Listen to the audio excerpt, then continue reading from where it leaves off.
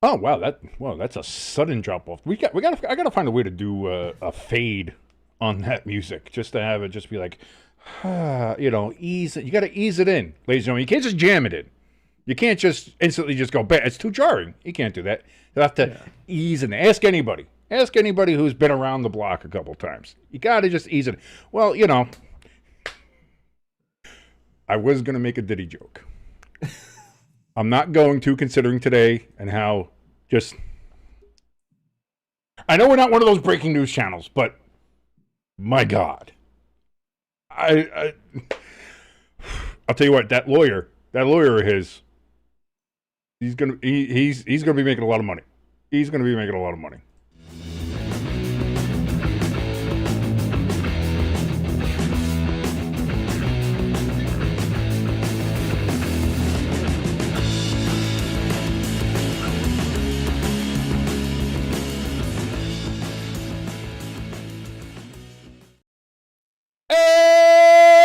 And welcome everybody to Stay Tuned Sports. I was a little late on the button there. Oh my God. It is your boy King. It is your good friend Jimbo, who's sitting way up high, man. You're yeah, there we Might go. be just close. Yeah. You gotta, you're oddly. There you go. that makes it work. That makes it work. Let's just do the entire show just ducked. How you doing, everybody? Anyway, yes, my name is King. That is Jimbo. We are Stay Tuned Sports. Thank you so much for joining us. If you'd like to help us out, and we really, really want you to do that, please hit the like, share, and subscribe button. Those three things help us out tremendously with the algorithm. Apparently, YouTube is screwing over people, kind of like how Facebook is screwing me, and it's terrible, and I don't know why. Like, of all the things for me to get screwed over, the fact that they think I'm a robot is not the one I would have picked, but here we are. So, but anyway, like, share, subscribe, helps us out tremendously. We also have a link for our donation station and our merch store up in the top of the chat, which is open. Say hi, say hello. So how you doing? As we see, ELS and Hamster are in the chat. How you doing, guys? I did see your comment on our last countdown video there, Hamster. That is awfully,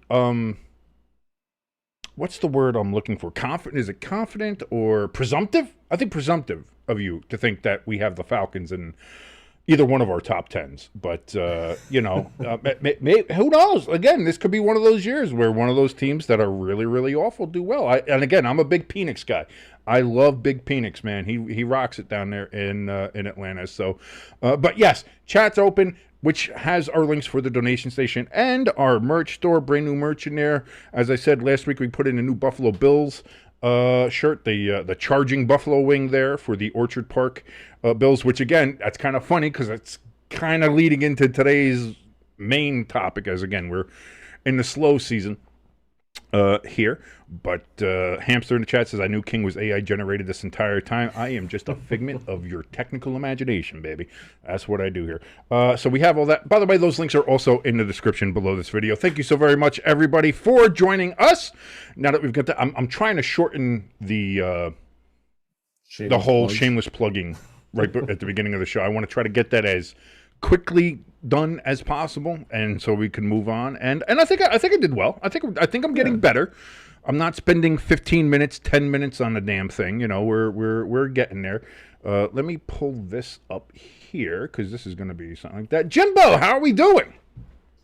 Pretty good. Almost forgot to hit record on my end for the audio, but got it just in time. So this show has potential to be a good one. Maybe. I doubt it. None of our shows are exactly good, but recorded well, that might be it. As we see ELS in the chat as well. And again, ELS, I love you, brother. Always helping us out here with the information.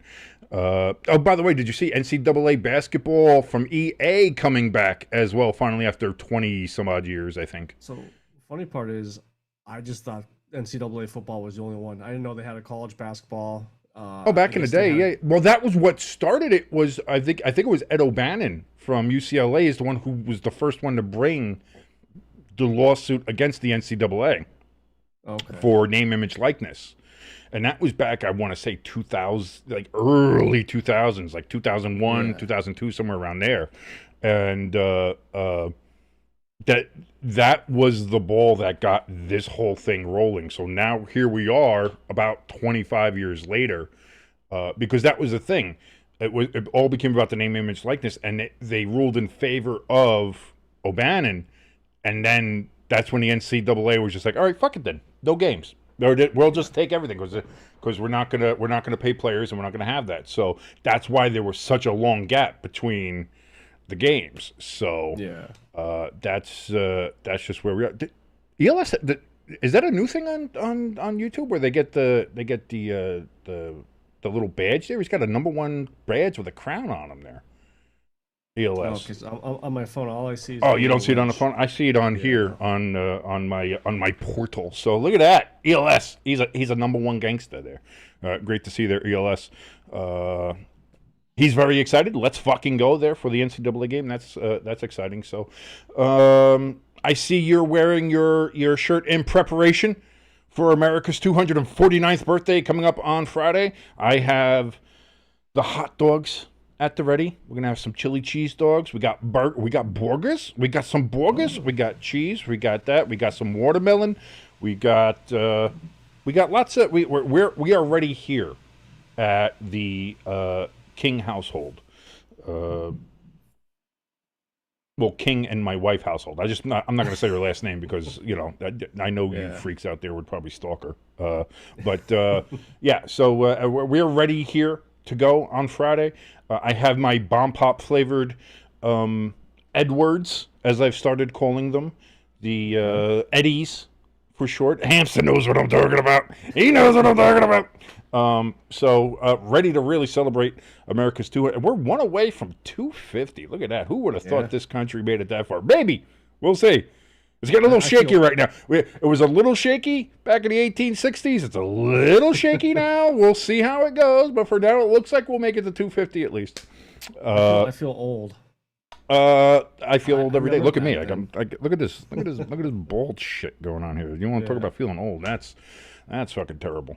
ELS let me know that the top fans are a place for fans to stand out in the community on YouTube. The top 3 get special badges in live chat. It resets on every stream, so you can always try again. I think that's a direct copy and paste there from YouTube. So thank you very much, ELS. I had no idea that this was a thing because again, you've been our #1 guy in here since basically the start, and this is the first time I ever saw that little badge on there, so that's pretty cool. But Jimbo, some news. There's some football stuff happening still. By the way, happy July, everybody. And you know what happens this month? Does anybody know what happens this month? I know Hampson knows what happens this month. Something happens this month that I think we'll all be appreciative for about 5 minutes.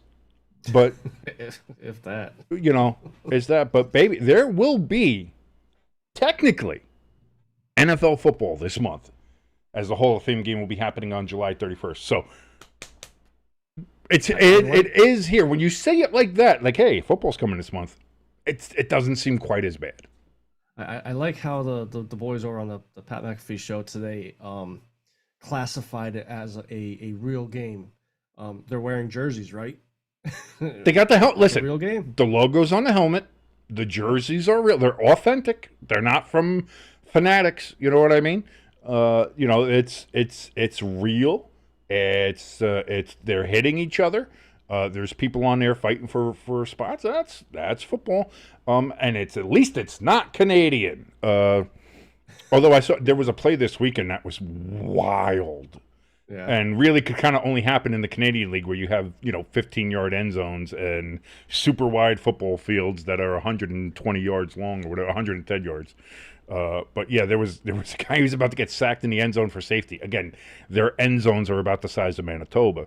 But he was able to escape and then ran about 140 yards, including because he ran from like the very back of the end zone. And was able to get it all the way for a great Canadian touchdown. Which I don't know what the exchange rate is between an American and a Canadian touchdown, but that is what it is. By the way, yesterday was Canada Day, so happy Canada Day to all knuckleheads that watch us. I know my boy Animal Clan's out there, Liam. He sometimes watches us, sometimes doesn't. But if he is watching or ever comes across this, happy Canada Day, or belated happy Canada Day. Anyway, Jimbo, The Browns. Yes. Well, I mean, there's a lot to talk about when it comes to the Browns. We just had Shedeur Sanders, and apparently I saw something where Deshaun Watson said he's going to take him under his wing. Please don't. Please don't. Nobody wants that. I saw the meme of Shedeur open up a letter says, "Do everything opposite of everything he says. Just kind of don't." Which, in that aspect, that's the best way Deshaun could be a mentor. Like, it seems pretty good.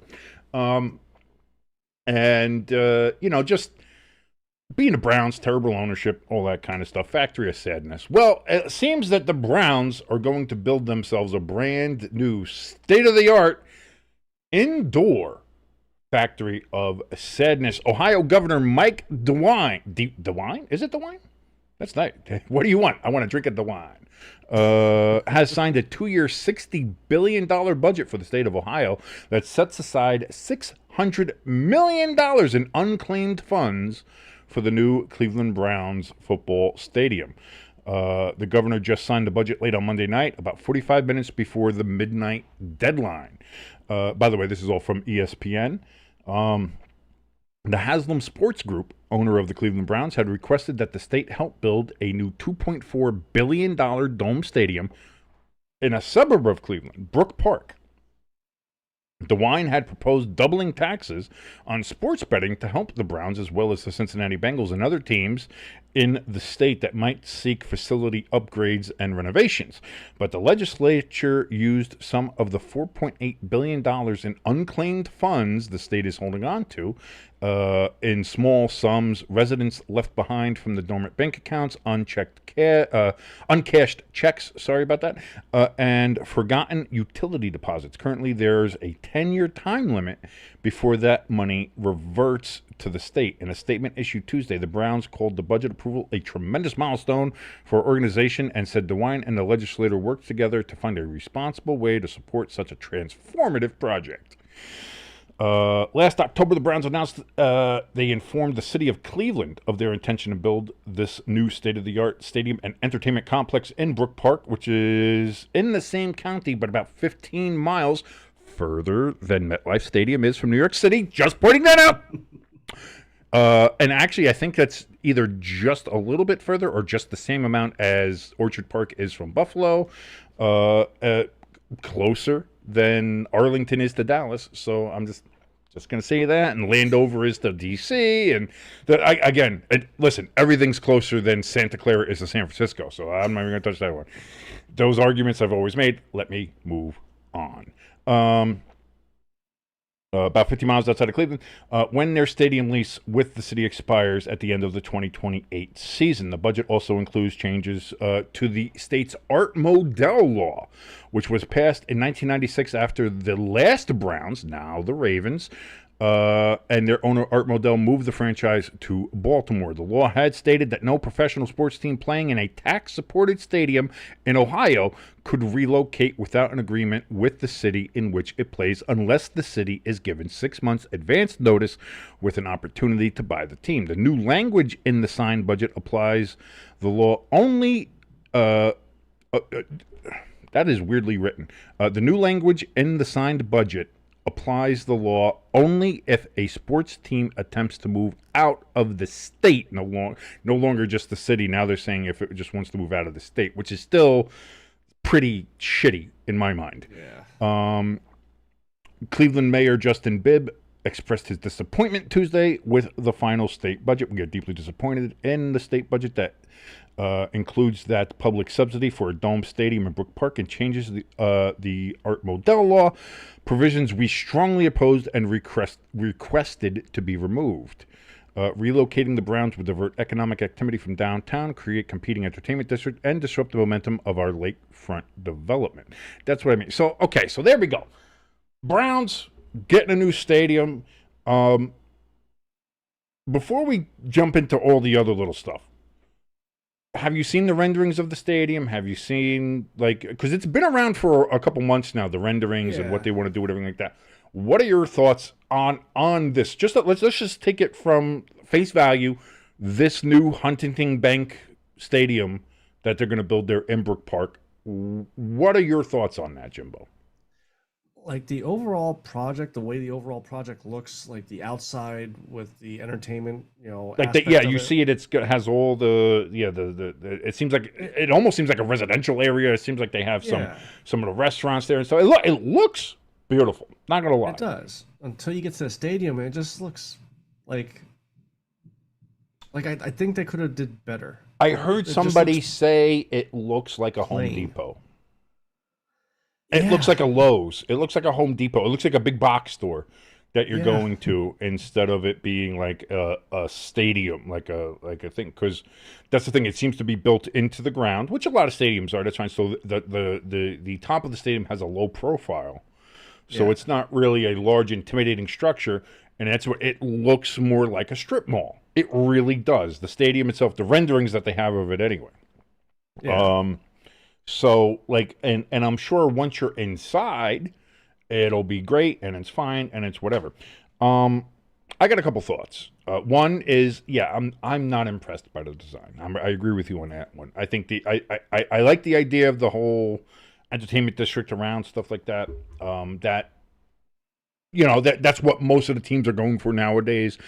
Get revenue any way you can, suck the people dry, get all the money.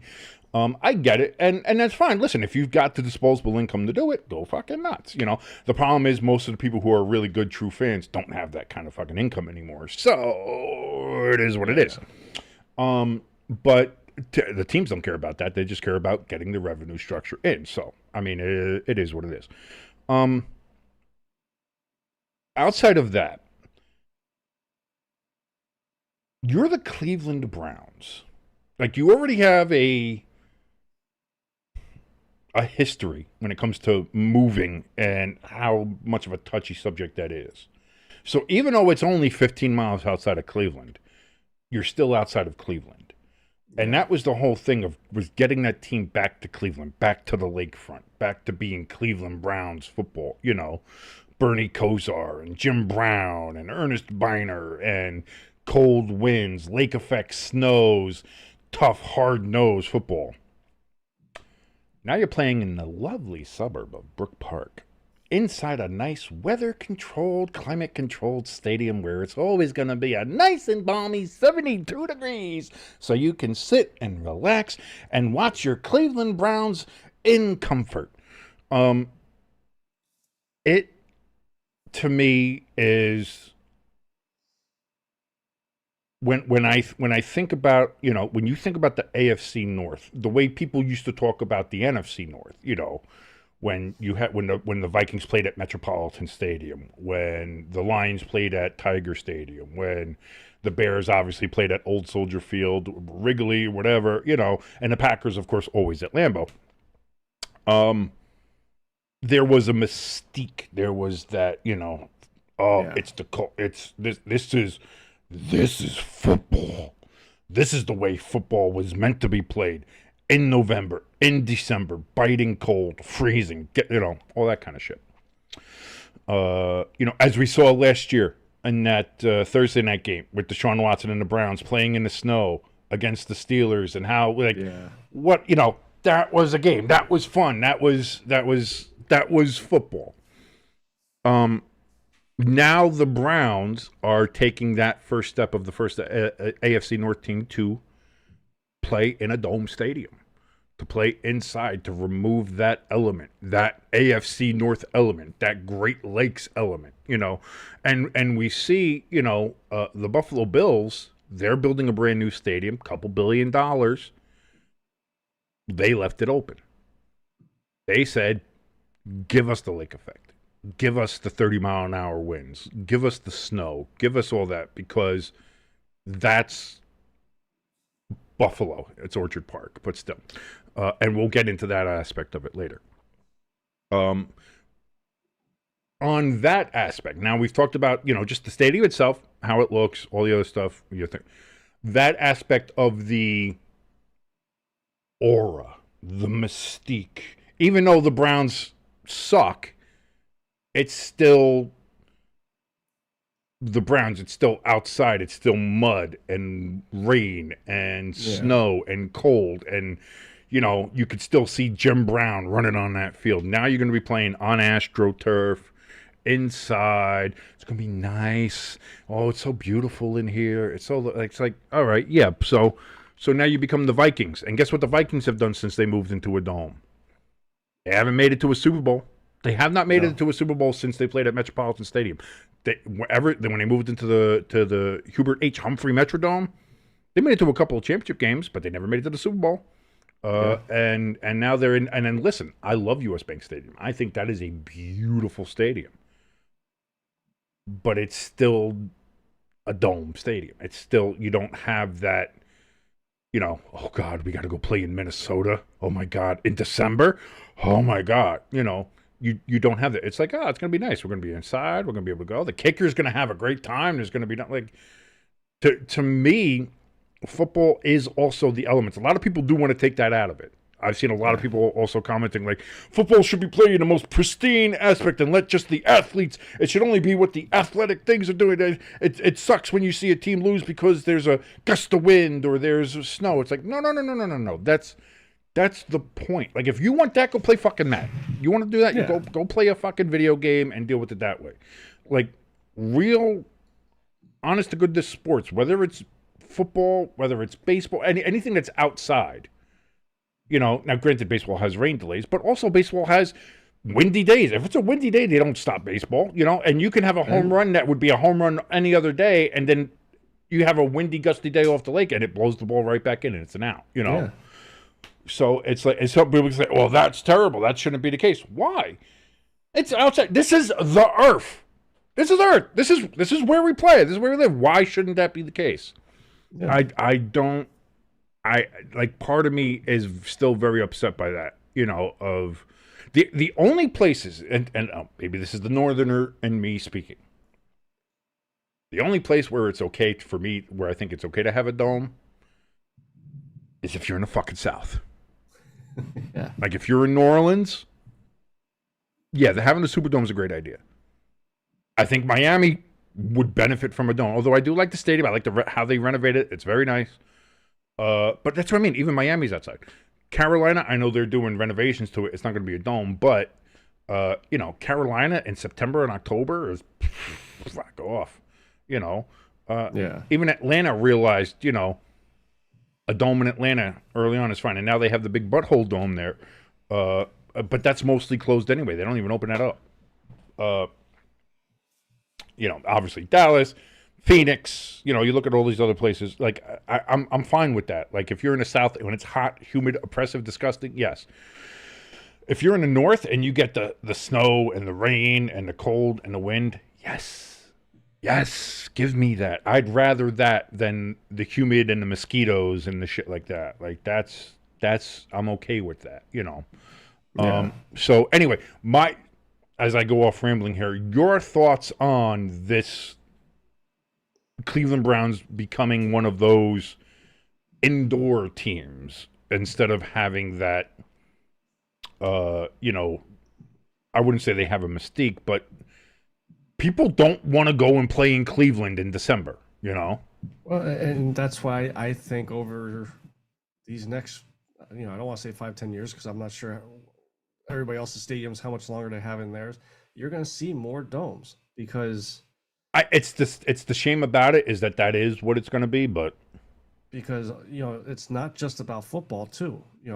They could have concerts, and when there's rain delays, you get concerts canceled or postponed. No, Taylor Swift played in the rain. I've been to two Taylor Swift rain shows, so she's AI. So no, apparently I am. and I have something to say about her after the show. I have a lot to say about Taylor Swift. Trust me. And Travis Kelce confirmed it for me. But okay. We'll wait till the end. Because now I'm intrigued. Now you've hooked me. Now I want to know what the fuck is going on. Not only do you have football, but like I said, now you can make money off of concerts. You can make money off. No, you get the Final Four. You can get the Super Bowl. You can get things like that. It's just that. Not a stadium sitting there for 6-7 months, not really being used. Me personally, I'm the same with you. I think football should be played in the elements. That's why I'm a little nervous about Philly. Philly's The Eagles are looking to get a new stadium, and there's rumors that Jeffrey Lurie might want to do a dome, which I don't like. Now here's the thing, and I'll say as far as that goes, that's why I wouldn't mind. Like, if you're going to build something like that, build the retractable domes are becoming so much easier to build now. Yeah. But, like, to me, I feel like it should be like a caveat. Like, if you're going to build a new stadium, have it be a retractable. But if you're playing football, like regular season football for your team in that stadium or in the playoffs, the roof must be open, no matter what the weather, no matter what anything. Roof must be open, and have the roof closed for, like, if you happen to get it, oh, we're going to give you the Super Bowl, fine, roof closed. I get that. That's fine. Final Four, concerts, different other events or whatever. Yeah, close the roof. But for football itself, like if you're Cleveland, this should be a retractable roof, and it should be open for every football game that is a Cleveland Browns football game. Must be open. Yeah. And then, like, if they get, a Final Four, which they will, I imagine. Well, Cleveland is a big enough market, or the Cleveland area, since they're not going to be in Cleveland. The area is big enough to, I think, get something like that. Or obviously, when they build a new stadium and you're going to be able to host the Super Bowl, the NFL will try to get them one. Fuck, Jacksonville got one, so I think Cleveland should be able to go ahead and get one as well. Like all that stuff. Then yeah, have it closed, but build the fucking retractable roof and leave it open for all football games. And that's what I want to see. And like Indianapolis has that, but they leave it open sometimes. Sometimes they close it. No, football games, leave the fucking thing open. So let me ask you this, though. Like, let's just say that rule gets floated, by Goodell. Who do you think will oppose it, the players or the owners? Because one of them's going to oppose it.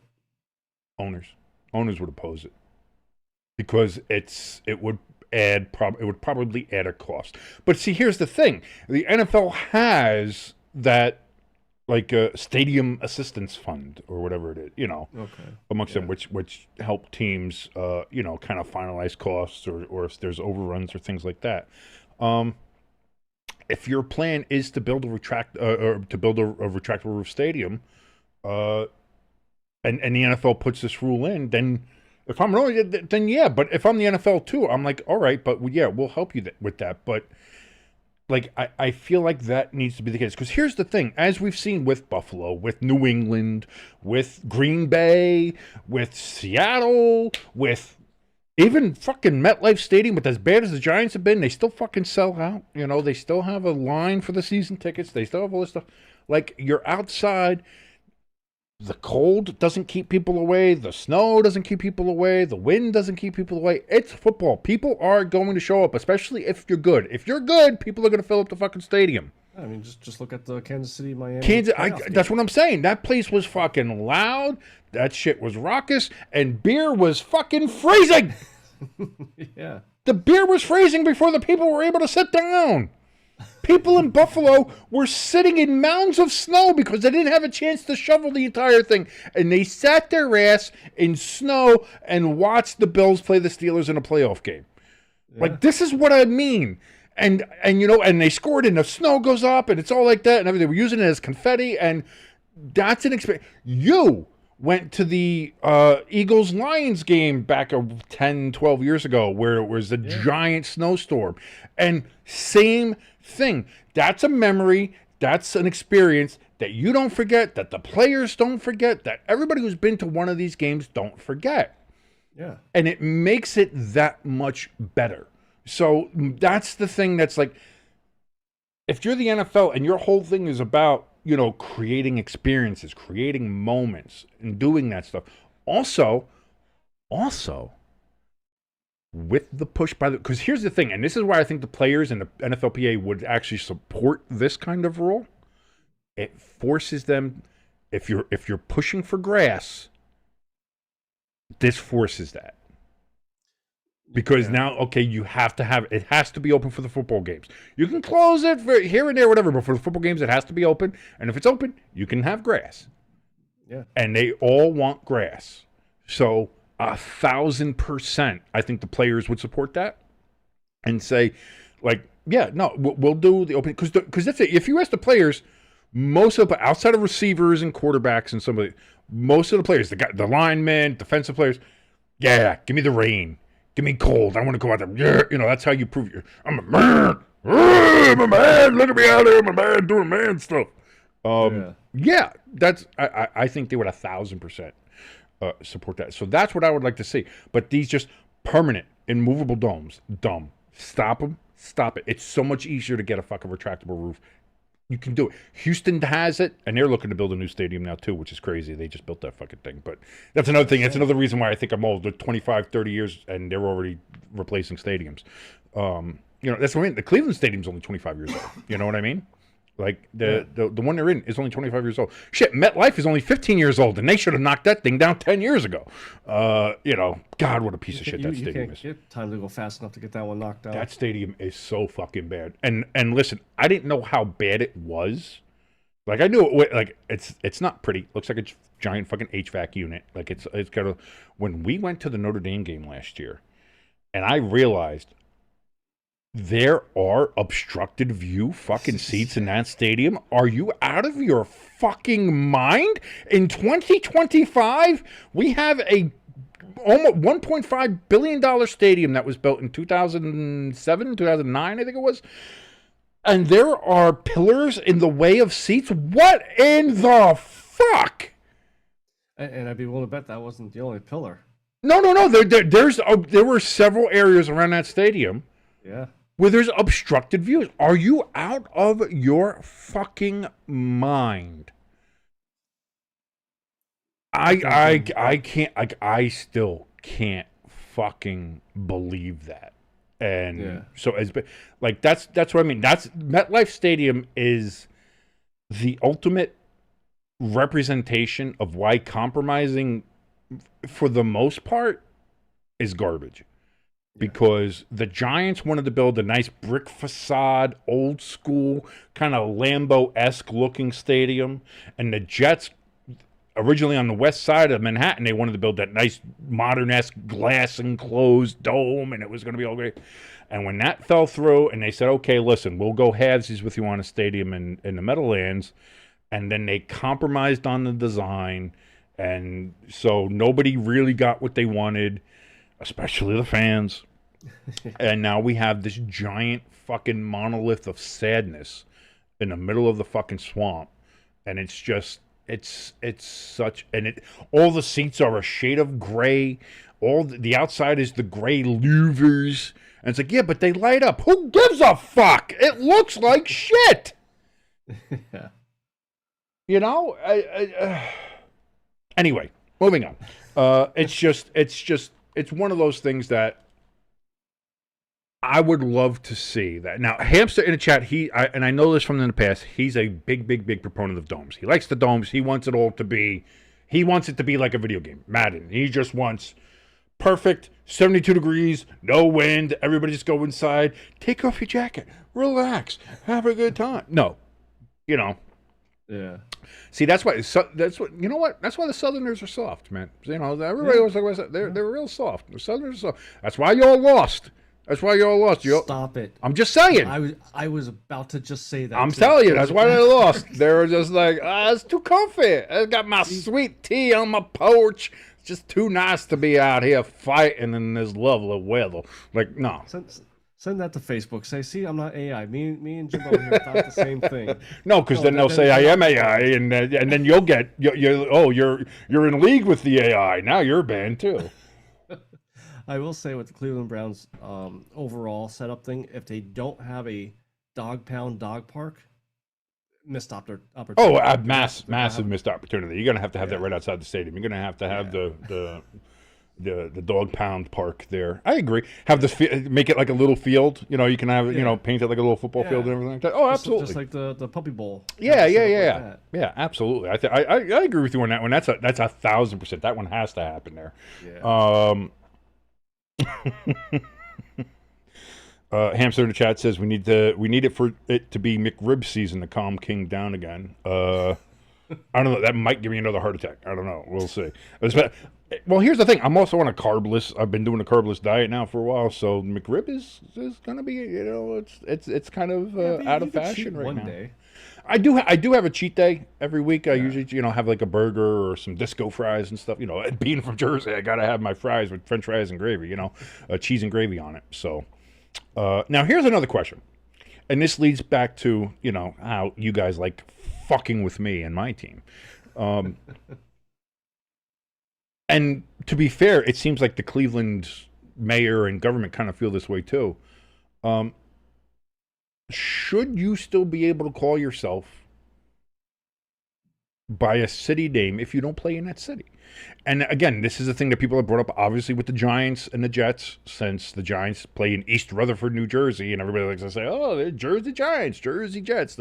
They're not New York. There's only one real New York team who, again, doesn't play in their city. They're called the Buffalo Bills, but they play further away from Buffalo than the Giants or Jets do from downtown New York.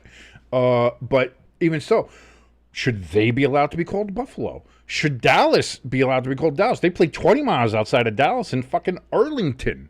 As we mentioned, the Redskins play in Landover, Maryland, which is further away than the Giants are. The 49ers play about 60 miles away from San Francisco. You can't see San Francisco from where they play. Yeah. So, and I have this question in the chat. We got a couple answers for it. Actually, two. Only two for now, but we'll see. But that's my thought, and that's my question to you and to anybody in the chat who's there. Chat's open, by the way. Say hi, say hello, say how you doing.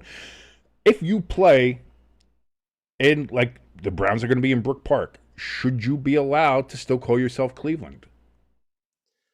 The only thing I'll say to that is, I wonder if the whole name is trademark, like Cleveland Browns is trademark, or is it just the Browns trademark? Because I mean, if it's trademarked, I think well, no, because the Cleveland Brown is the trademark, like Yeah, so I would say that if you got a trademark, then yeah.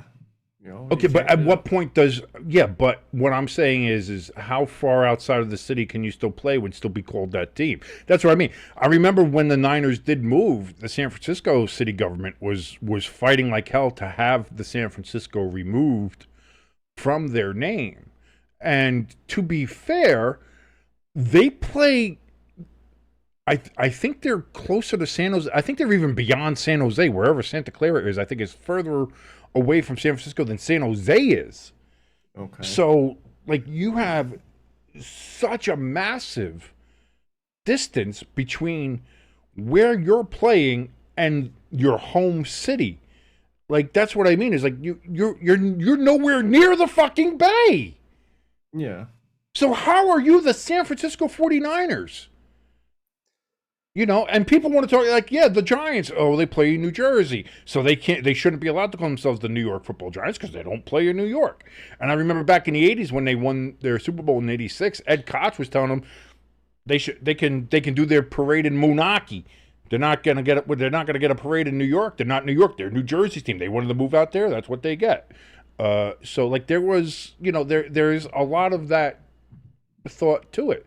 And again, and it seems to be only the Giants or Jets that catch this shit for being in a different location in their home city. But guess what? You can see New York City from East Rutherford rather well. The fucking city is right there. It's only 6 miles as the crow flies, as they say. So like you see the New York City skyline from MetLife Stadium, from East Rutherford, New Jersey. You see it there. It's right there. Yeah. It's in your face. I wish they would have built the stadium more in a way that we can actually see it. It would have been cool, but but like when it'd be tough to set like parameters or whatever, because like you look at Jersey compared to Pennsylvania. Obviously, Pennsylvania's a hell of a lot bigger than Jersey, probably, like mileage wise and stuff like that. So you can't set, hey, if you're outside 15 miles, you got to change your name. Well, that's what I think. This is what I'm asking. Is that something that you would think about? Think about it what if the Eagles, they get into an impasse, they say, fuck it, we're going to build a stadium in Allentown. But we're still going to call ourselves the Philadelphia Eagles. But we're going to play in fucking Allentown, Bethlehem. And I got to tell you what, I think Allentown and Bethlehem are closer to Philadelphia than fucking Santa Clara is to San Francisco. So if we're looking at it from that metric, would you still be okay with calling them the Philadelphia Eagles, even though they're playing well outside of Philadelphia? Yeah. Then, okay. If that's the case, then you have to stop talking shit about the Giants and Jets. Then you have to. Why? Because Philadelphia's playing out of Philadelphia. But you just said if they were playing in Allentown, you'd be fine with it. Well, that's a hypothetical question. Okay, so are you okay with the San Francisco 49ers being 60 miles outside of San Francisco and being called the San Francisco 49ers? Yeah, I guess. Then shut the fuck up about the Giants and Jets. I just do it to get you going because I know it gets you going. Okay. In all seriousness, not being a dick like you always are, but in all seriousness, do you? What do you? And Hamster, shut the fuck up with that shit. Same state though. No. Because this is what I'm talking about. It's like because everyone's like, well, it's a whole different state. It's basically the sixth fucking borough. Essex County and Hudson County are like the sixth borough of fucking New York City. It's right out. East Rutherford is closer to downtown Manhattan than most places in fucking Brooklyn or Queens. Yeah. MetLife Stadium, I believe, is closer to downtown Manhattan than fucking Citi Field is, where the Mets play. So, shut the fuck up. So, what about this, though, then? Instead of doing by miles, have, like, zones. So, like, New York, Pennsylvania, Jersey will be one zone. If the team moves outside of that zone, they have to change their name. But then you'd have to mark what is the zone, you know. That's what I mean. You would group certain states. I think you have to. I think you have to. I would mark it as I would say 20 miles, or at least visual contact with the city that you're representing. Like if you can see the skyline from the site that you want to play in, then you can call yourself that. Like if you can see Cleveland's sightline from Brook Park, I don't know if you can, then fine. If if you can see San Francisco from Santa Clara, fine. But guess what? You can't. Why? Because the curvature of the earth is too much to see your homes. If you can't see your city because the earth curves too much, you should not be allowed to call yourself the name of that city. That is my stance on that. So Dallas? No, guess what? You are the Arlington Cowboys now. Or you want to call it the Texas Cowboys or the Lone Star State Cowboys. Or call yourself whatever you want. But you ain't fucking Dallas. So what happens then if, and I hope this never happens, but like Dallas, like the earth just opens up and Dallas just disappears. Can't call them Dallas no more. You can't see them no more. So what do you got to call yourselves? Well, no, but also in that Dallas wouldn't exist. So what the fuck are you talking about? You're saying like so if they play in Austin, right? No, they play in Arlington. Or Arlington, and they could see themselves. No, but what is this cataclysmic earth open?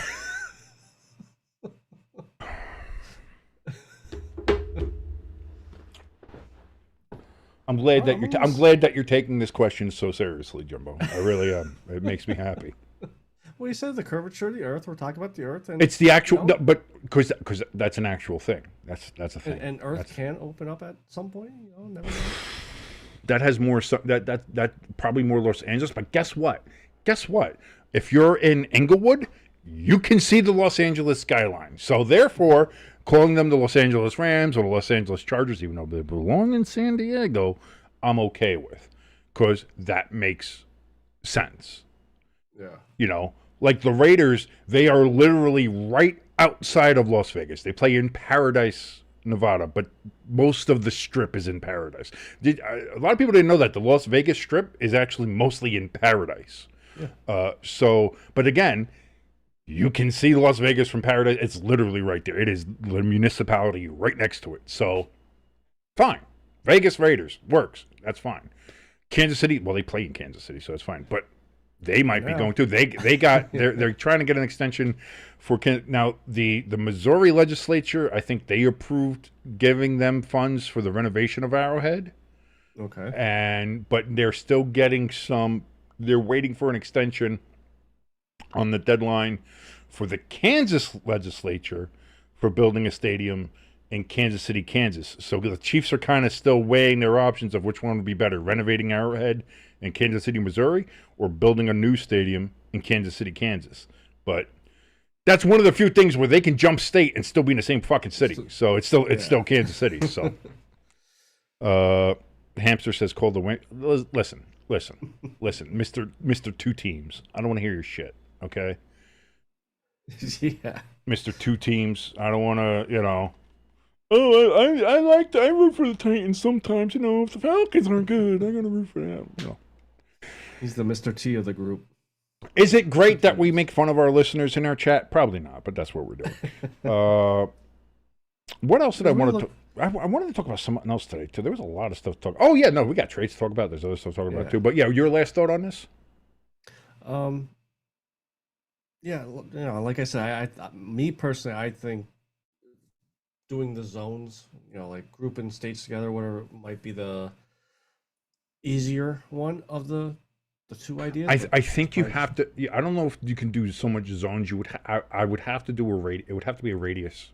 It would have to be, within visual line of sight or within like 15 miles, 20 miles, whatever the case would be, as the crow flies. It doesn't have to be, because obviously driving on a road is different than that. But if a straight line, 15 miles or 20-mile radius, I think that should be the limit of what you call yourself, So, for the Giants or Jets, they play in North Jersey, but they're well within visual range of New York City.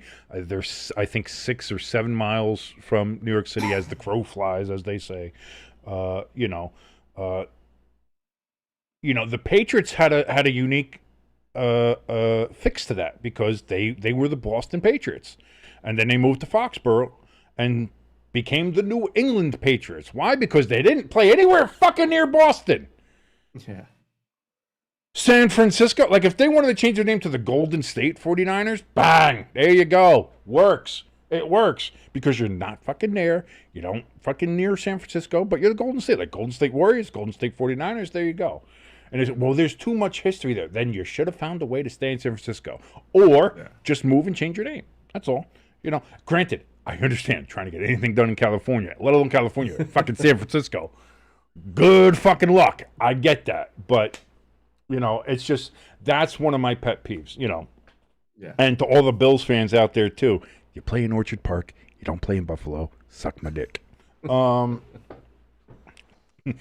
Somehow I'm going to get us demonetized even though we're not monetized. By the way, if you do want to help us get monetized, like, share, subscribe, hit that notification bell. Helps us out tremendously. Thank you so very much.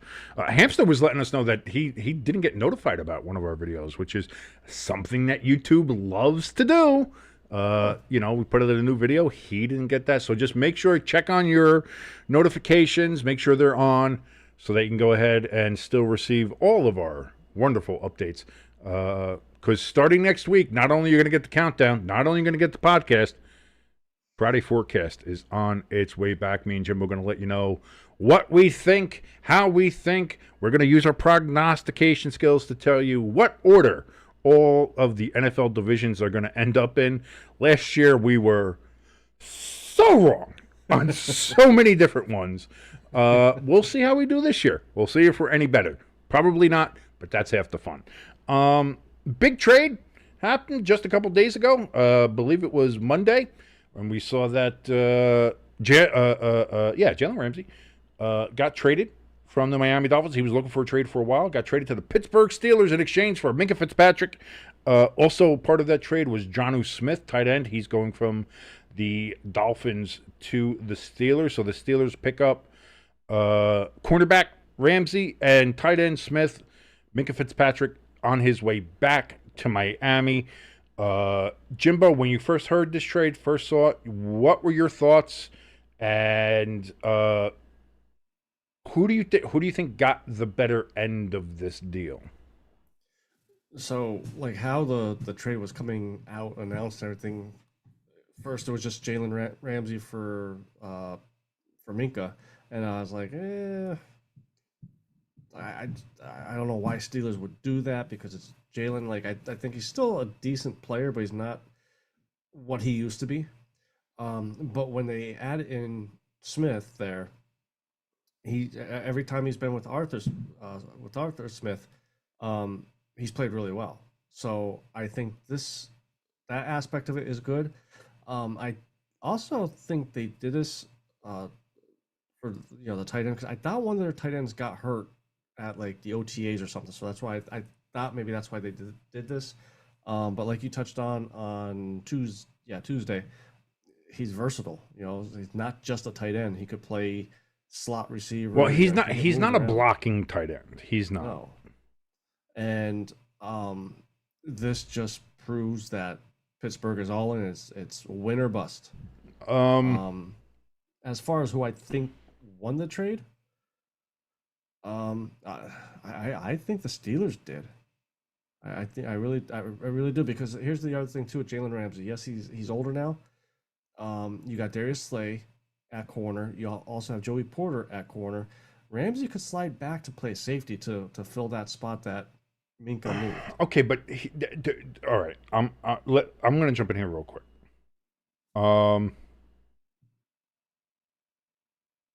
I get the Jonnu Smith part of this trade. Like I do. I like you need somebody, and Rodgers needed to get some other kind of weapon, and having Jonnu Smith there gives him something else. And like I said, I like Freiermuth. I think he's good. I think the Steelers also have Ben Skoranek on their team.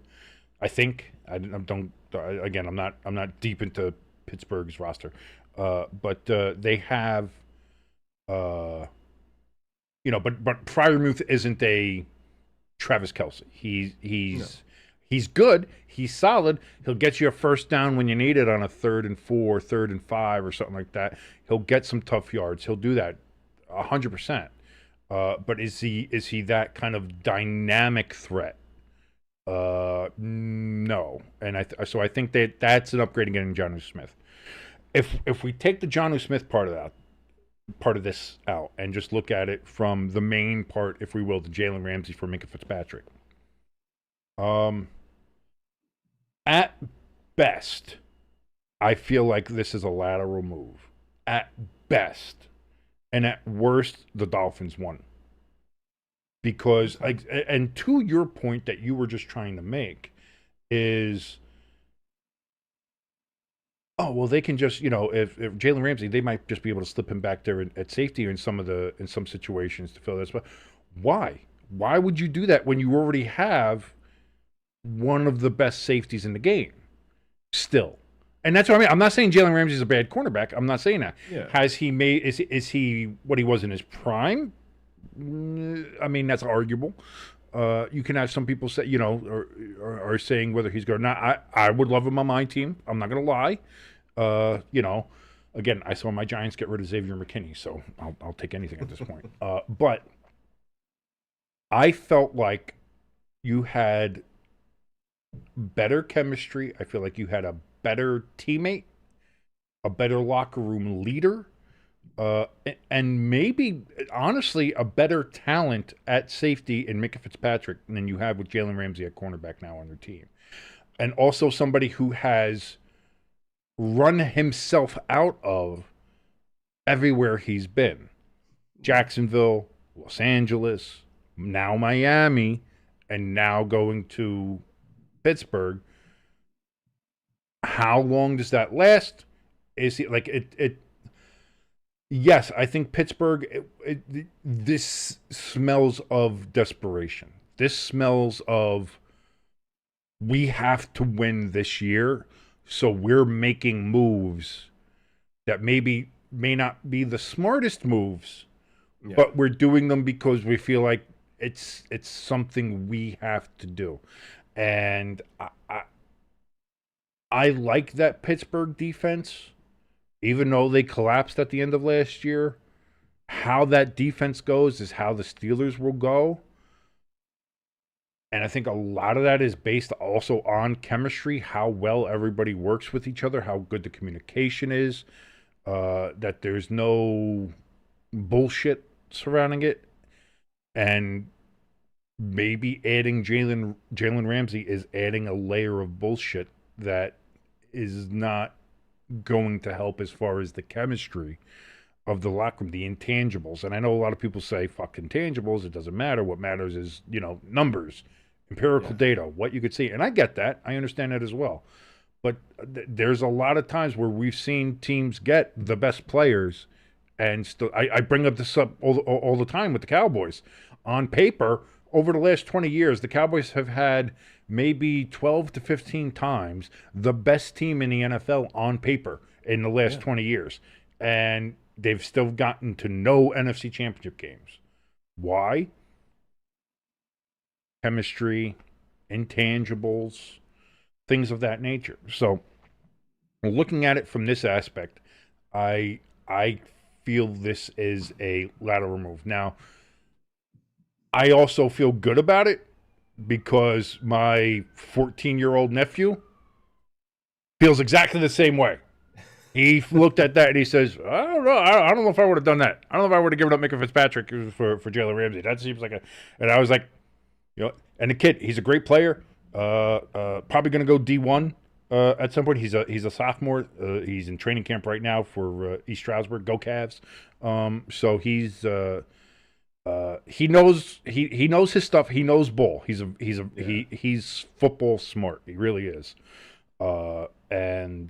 And so him looking at that as well, and seeing that even at the young age that he is, it's like, all right. And so it's not just me, because for looking at the responses on Twitter and seeing how people are going, they're like, oh yeah, Pittsburgh won. I'm like, did they? Like, I'm not sure. Again, they can go ahead, prove me wrong. Jalen Ramsey can have an absolute all-pro year, have 15 interceptions and 7 touchdown returns and whatever, and Pittsburgh can win a Super Bowl. That's fine. But from this standpoint right now, I don't know. Were those responses before or after Smith got added to the trade? Because during and after, so it was in the process when the trade first happened, and then even after Jonnu. Then after Jonnu, then everybody was like, "Oh, well, then this is a clear win for Pittsburgh. This is a clear win. This is a clear." But even before that, people were like, "Oh, yeah, this is good. Pittsburgh got this. Yeah, Pittsburgh did really good." I was like, I don't know about giving up Minkah for that. I really don't. Yeah. I like Minkah Fitzpatrick. I really do. And maybe that's just me and a personal bias because I like the player, but I don't know, man. Like, the only other thing I'll say about this trade is no matter what, if they win a Super Bowl or don't win a Super Bowl, they screw themselves. Because if they don't win this year, they wasted a whole year for the fans, giving the fans hope, like you said, with some of those responses. Not just this year. You've mortgaged the future. Yeah. Because again, if they win a Super Bowl, you're not getting a quarterback at 32. Like they really screwed themselves. Yeah, but if you win a Super Bowl, I'm willing to eat shit for the next 3 to 5 years if I win a Super Bowl. Like I would love to be I can get a couple or like back to back like the Eagles have done, like they're built for it. They haven't done it yet, but they were in a Super Bowl 2 years ago. They were in this year's Super Bowl. They won this year's. They have built a long-term successful plan finally, because that's the thing. The Eagles won in 2017 and then immediately fell apart.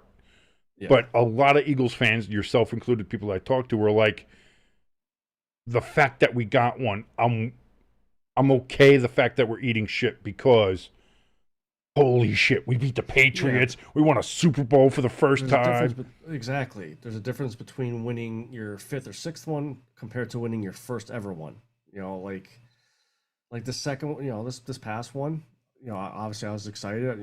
If you guys seen the live stream. Well, it's been 20 years since the Steelers won a Super Bowl. So, but they have. They've been to another one, but again, for this generation, this latest generation of Steelers fan, the Gen Z Steeler fan, they've never seen it. They've never seen the Steelers win a Super Bowl. So that's what you like. Yeah, for me, like I think of myself being a Yankees fan. I've seen the Yankees win 6 World Series championships in my life. Yeah, I go around and talk, 27 championships, 27. I've seen 6 of those. Yeah. There's 21 championships I have no connection to.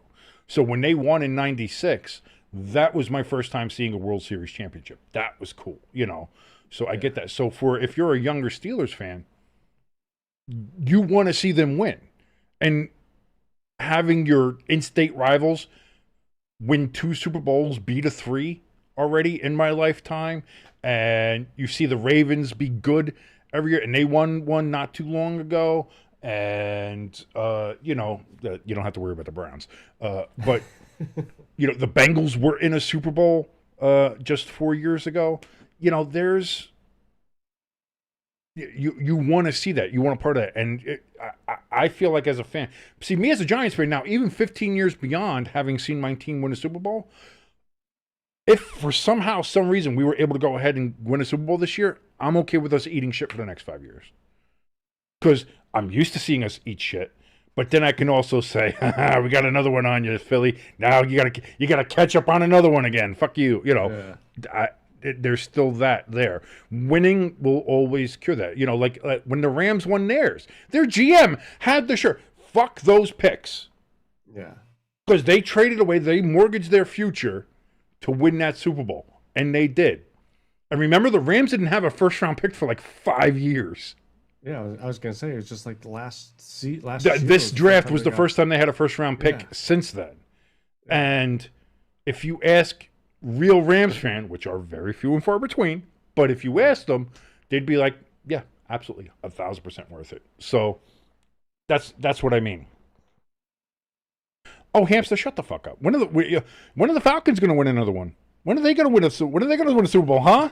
When are they going to? I am, speaking of the Falcons here, listening to Peyton Manning the other day, I'm actually going to probably tune in and watch on Netflix there, the documentary, the quarterback. Yeah, they did another season of that one. Kirk Cousins is on it, so mostly interested in watching him. I want to see how they did. Yeah, I want to see how that all went down, how they dealt with it, how he dealt with it. Did he have like a mental health day at Kohl's to kind of just like, got to do a little shopping to cheer myself up, use the cold cash. Do they look at him and be like, what do you think about that? You like that? You like that? Like that? You like that big penis? Just a couple more things here, and then we'll get out of everybody's hair here. There is one thing I want to bring up to you before we leave, but go ahead. Okay, I know you talked. We want to say something about Taylor Swift and Travis Kelce, and he revealed something. Well, no, not that, but any show. Okay. Well, this one's not as fun. This one's not as fun. This one is not great. Woman accuses Bills' first-round draft pick Maxwell Hairston of sexual assault. Uh-oh. An Ohio woman has sued Buffalo Bills' first-round draft pick Maxwell Hairston, accusing him of sexually assaulting her in 2021 when they both attended the University of Kentucky. According to the lawsuit filed on Tuesday, Hairston met the woman, who identified herself as Rebecca Hendricks, in early 2021 when they were living in the same dorm. That March, the lawsuit alleges Hairston went to Hendricks' room without being invited and followed her into her room after she declined to hang out with him. After Hendricks expressed her non-interest in engaging in sexual intercourse with him several times, Hairston forcibly removed her pajamas and sexually assaulted her, according to the lawsuit. Hairston, who has not been charged with a crime, and his agent didn't immediately respond. So this is strictly her suing him. There is no criminal charges. There is nothing. He's not arrested. The cops are not in on this. This is simply her suing him directly for this in a civil court. Again, he did not respond to inquiries as far as this article being released, which was earlier today. A spokesperson for the Bills declined to comment, referring to General Manager Brandon Beane's comments in April after the team selected Hairston with the 30th pick in the draft. At the time, Beane said that the team was fully investigated an allegation of sexual assault from 2021, that Hairston was an impeccable kid, and it doesn't seem to be anything there. According to the lawsuit, Hendricks reported the alleged incident to law enforcement within hours and received a sexual assault nurse examiner at the hospital after speaking to the police. The lawsuit does not specify the outcome of the police report, and Hendricks' lawyers declined to provide any law enforcement or university documents they may have due to certain information must be kept confidential. A spokeswoman for the Lexington police said that the department did not have a report matching a sexual assault allegation against Hairston. A spokesperson for the Fayette County Sheriff's Office did not immediately respond for requests for comment on Wednesday. A spokeswoman for the University of Kentucky University Police said she could not comment on the lawsuit, but that sexual assault allegations are thoroughly investigated and can involve police, Title IX, student conduct officials, and other legal entities. If and when charges are warranted, or if a student is found to have violated our code of student conduct, such charges and disciplinary measures are filed and pursued aggressively to protect our student. Hendricks transferred from the university in 2021, according to the lawsuit. So, on the surface, and again, I don't like this is we're not don't. I know people are going to be people, and they're going to say that you're not. Wait, give us a moment. Yeah.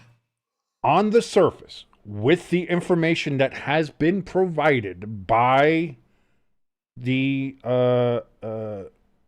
plaintiff in this matter, Miss Hendricks, and the information that has been released by the law enforcement involved, and with everything that we have available publicly that we can see and that we know for now, yeah,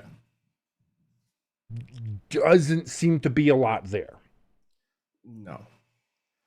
Now, if there's other things that we know about or don't know about that come to light that are released, like I said, the Lexington police said that they don't have a record of a sexual assault allegation or the results of this sexual assault nurse examiner kit. They don't have a record of that. So for now, I want to emphasize that so that we don't get canceled. Yeah. For now, this seems like a big nothing burger.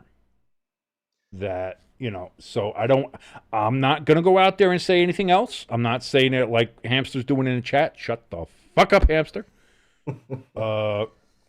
That on first glance, that could be what you're looking at. But for now, like I said, unless more information comes out from the Lexington police and the plaintiff's lawyer and counsel, I don't think there's a lot there, Jimbo. The only two things I'll add is obviously, and not just the Bills, and any NFL team, I mean, they look at anything, and especially the Bills after, remember that the punter Ariza, yes, and then they quickly cut him, and then it turned out that ended up being false anyway, and he's back in the league. I think he's punting with is it Kansas City? I think it is Kansas City. Yeah. So he's lucky in that sense, is that it didn't completely end his career, which it almost did. Yeah, he was out of the league for two or 3 years. So, but especially having gone just through that, what was that, 5-6 years ago? Yeah, I would imagine the Bills are hyper vigilant. Yeah, about something like that, and it's clear that they knew that there was something there, that there was an allegation, and so there's no way they were going to make a draft pick for somebody again, and then have to be like, oh, fuck, we gotta release him again. Like it seems like they would make 110% sure, talking to the police, talking to law enforcement, talking to everybody around there, getting the information that they could legally get to make sure that there wasn't anything criminal or even civil that could come up. So I feel like with that, and with the reluctance of the plaintiff's counsel to release any more information on whatever the results of the SANE, as they call it, kit was, the sexual assault nurse examiner kit. No release of what was that, what the results were of that, of anything. it feels like there's not a lot here to really sink your teeth into. Yeah, no, I agree, and kind of add on to it as of right now, since there was no criminal charges, and it just went straight to civil, like a civil lawsuit. Right. That's another thing for me. But I mean, criminal charges can be. But I'm of the because again I'm not willing to be one of those either that just kind of throws it out because there's no criminal because things happen. Sometimes women don't feel comfortable going to the police. They don't. Yeah, true. It's sometimes isn't something like that. I feel like this day and age, it's more so that they, a woman's first instinct if something like that happens is to at least go to the hospital, get the kit done to make sure that you can have stuff there. Go to the police, report it, make sure. If it feels like that's a lot more common now, thank God, than it used to be, where a lot of women sometimes would just like sit on it and forget it and just like like that's the worst thing you could do so she apparently she did get a kit done, like she has that, but what were the results? Why was like what that's what I mean. That's why I'm interested to find out, like, is there more here? It seems like there should be, and if there was, the council would have let that be known. Yeah. But instead, when asked about it, told them we're not releasing that information yet. We're not doing that. It's like, why not? Like, that seems a little odd to me. But again, we'll see where this goes. We'll see if anything comes of it. So that's something to keep on here. Jimbo, you did say before we got out of here you wanted to cover something with me real quick about my sweet little baby girl Taylor Swift, who I am an absolute simp for. That's off air. Oh, this is this is an off air. Oh, you can't do that now. We've teased it. Well, we've teased it. Now it has to be part of the record. It has to be part of the record. No, we're not even monetized. So it doesn't matter. Maybe we'll get Taylor Swift's attention. Although I don't want her lawyer's attention. That's for sure. So all right. So then two things then. First thing we'll go with the NHL. Okay. NHL either has done or are real close to having a new CBA agreed. Yes. Couple of things that I saw was 84 games now. I saw that. Not happy about that. I was going to be the same way. Not happy about that. And then what about the contracts? I think it said free agents only could sign up to 6 years. Yeah, they're starting to cut because what a lot of teams were doing the deferred payments, and they were doing it kind of really rigging the contract system to kind of pull free agents and like backloading contracts or front loading contracts. So like, they get all their money now, and then after 3 years they cut them and it doesn't matter. So the NHL's like, we see what you're doing. We're going to stop. All right, we get it. So I wish they would cut the game. I wish they'd cut the games down to 72. That'll never happen. The owners are not going to, because if they did do that, then NHL tickets would be $300 a pop, even for the nosebleeds. So, like, I get that the owners aren't going to give up that kind of revenue stream, but 84 fucking games, like, that's a lot.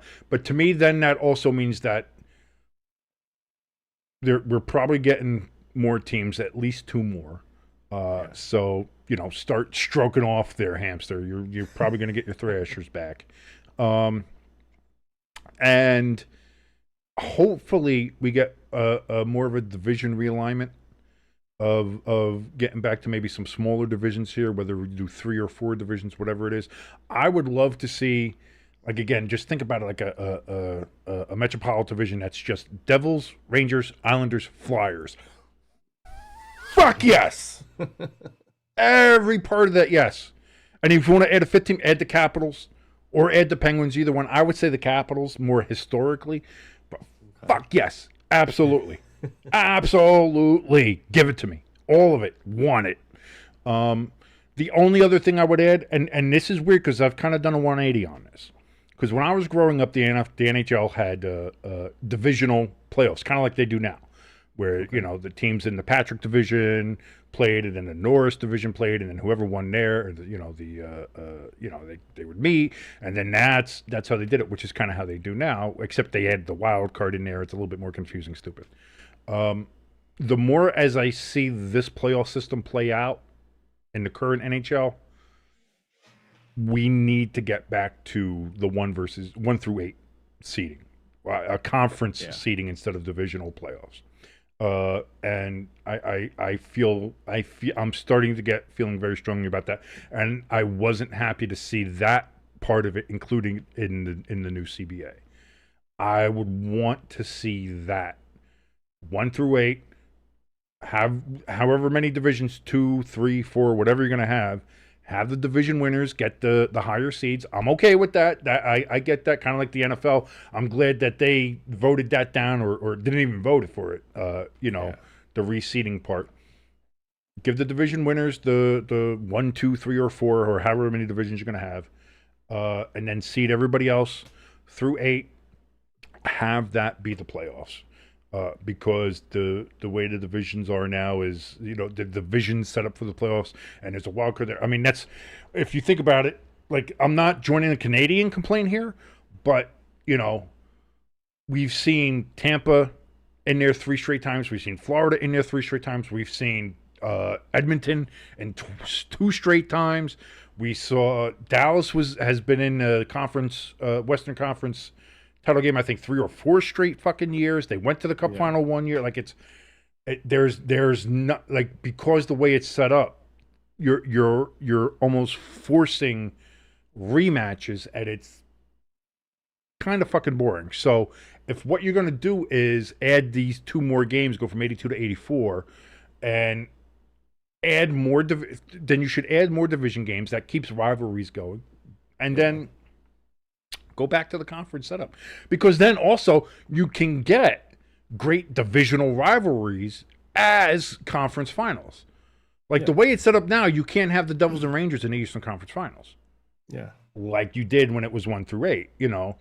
I would like to have a chance to see that more than seeing the Devils and Rangers play in the first or second round. I want to see the Devils and Rangers play for the right to go to the Cup. That's what I'd like to see.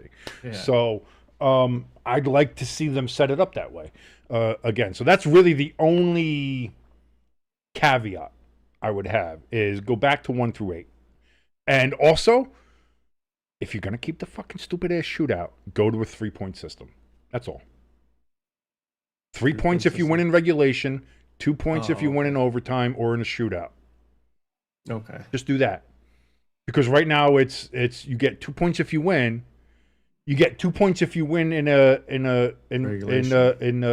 regulation or in overtime or in a shootout. But now the other team gets a magical 3rd point that just comes out of nowhere. Yeah. And it's like, no. I would like to see it more kind of like a, not to piss you off, but a soccer style. If you win, you get 3 points. If it's because if you're not going to do ties, that's fine, because a tie would just be a point each. But if you win in overtime or in a shootout, you get 2 points. Or I think a more incentive-wise would be you get 3 points if you win in regulation or overtime. And then if it goes to shootout, then that's where you divvy up to 2 or 1 point. Yeah. I like that idea better, because then that's even easier, because now okay, it took a shootout, so you get the point. That's fine, but you're not magically creating a point out of thin air. It's not. It's not just there. So I think each game should be worth 3 points, and however you win it is how the points are divvied up. That's how I would do it. If I was commissioner, if I was Gary Bettman, that's how I would do it. Hamster in the chat says King complains in the offseason that he has nothing to watch. Then he complains when they give him more games to watch. I care about quality, Hamster. It's not about quantity. It's about quality. Listen, I could have sex with 72s, you know what I mean? Or I can bang 3 9s. I'd rather bang the 3 9s, Yeah. That's just quality over quantity will always be my platform. No matter what the case, whether it's hockey, football, or hot ladies. Speaking of hot ladies, Taylor Swift, now, because here's the thing, you said this was going to be off air. But yeah, it seemed like it was going to be on air. Then you said it was going to be off air, but we teased it. We teased it too much. Much like Taylor teases me during the Eras tour, which God, I missed that tour. Oh man, when her outfits started losing more in the gusset and started being more thongs than just one-piece bodysuits, I got to tell you, I was a happy guy. But yeah, Jimbo, what is this great revelation that you need? So Travis Kelce came out and said when he was on Saturday Night Live, the one thing he hated about it was the sit-down read before the skits, because he has a very hard time reading. So Taylor Swift is taking advantage of a retard. We're never going to get monetized, are we? We're just never getting monetized. See? And so I'm hoping Travis Kelce, when they, if, and Travis, please don't do it. Don't do it, Travis. If they get married, I hope he has a lawyer next to him to read the prenup for him. I hope he can read the vows. Although she does kind of mention that in the song. She mentions that in the song that she wrote for them. What is it? So high school or whatever it is, or one of them, where she's like, "You know how to ball. I know Aristotle." She's basically saying, "Yeah, I'm smart. I can read. I'm educated. You're a moron, a dumb fucking jock." Yeah, you know. But good job catching those balls there, buddy. Hamster says he football. is very good at catching balls. Hamster, well, so is she. Hamster in the chat says football player can't read. Go figure. I was going to say that's not exactly the revelation I thought we were getting, but there we go. Yeah. I was excited, and it feels like watching a fireworks show that ends on like a sparkler. Like it's just. So instead of the sparkler, just the boom comes out. Boom. Yeah, dude, it's just what I feel like it's a down. I feel like we're finished on a down. It was more. I wasn't sure if I was allowed to say the R word. No, I would say no. And you did anyway. So there's that. And like I said, even if we do get to 500, we're never getting monetized. It's just never happening. It's I've come to that fact. Like I'm doing this because I don't have a job and need money. I'm never going to get a job with this. Even if Google allows us to get money with the way they're kind of fucking over YouTube channels now, we're never getting any money. We're just. I get a better chance of getting money from Taylor Swift just handing me $10 million than from ever making 1 cent of revenue here on YouTube with this program. But we're still going to try. Why? Because I got nothing better to do, baby. That's it. Same here. Jimbo, do we have any final thoughts before we get out of here? Just last Saturday with the wrestling, Night of the Champions, Cena, man, he should have been a football player, laying out the referee like that. I missed it because I forgot that it was in Saudi Arabia, so it was early. And then same with Monday Night Raw. I didn't know why did they start Monday Night Raw at 6 p.m.? Because they did Monday Night Raw and then they taped SmackDown same night to give the wrestlers 4th of July off. But because I tuned in for 8 o'clock, I'm like, oh, all right, Raw's on. I turn on 8 o'clock. I watched the end of the main event and then it goes off. I was like, what the? Wait, didn't this just start? What the fuck happened? Yeah. So. All right. I mean that just. But I am pissed. I did see that clip though. Old little Nate getting just absolutely wrecked. And by the way, I will say this from seeing the main event of Raw. There has never been a professional wrestler that does the spear better than Braun Breaker. No, not I agree. A one. And to that aspect, I kind of agree with Undertaker and his thought, which was nobody else gets to do the spear. Yep. The spear should be Braun Breaker's, and it should be untouchable, just for how well he does it. Yep. So that is gonna do it for us here at Stay Tuned Sports. Again, if you want to help us out, please hit that like, share, subscribe button. Helps us out tremendously with the evil Google, YouTube gods, because who knows what the hell they're up to. We have no idea at this point. If you want to help us out in a little bit more cash money situation, you can do that with our links down in the description below for our donation station and the merch store. New stuff in there. There's a brand new Orchard Park Football Mafia shirt in there with the charging buffalo wing. You can go get that. More stuff on the way there as well, so keep your eyes peeled. Not on Facebook, though, but you can see... Well, I mean, Jimbo's he's going to try to retweet my tweets and stuff from there to the Facebook. It might be a little later, but if you want the freshest posts and news, follow us on Twitter. We're never calling it X. I'm not anyway. It's always Twitter. That's what it's going to be. You can follow us there on Twitter, Instagram. I've woken up the Instagram, and believe it or not, I have awoken the long dormant Stay Tuned Sports TikTok. Look at what you've made me do, Facebook. Look at what you made me do. Look what you made me do. Oh, I hit you with a Taylor right before we left out of here. Bang! That's Taylor. That's Batista. I just think about Taylor sitting there behind a machine gun and just watching all the shaking and jiggling happening, which would make me happy. Anyway, before we get in any more trouble, my name is King. That is your good friend Jimbo. We will see you next week. Adios, everybody.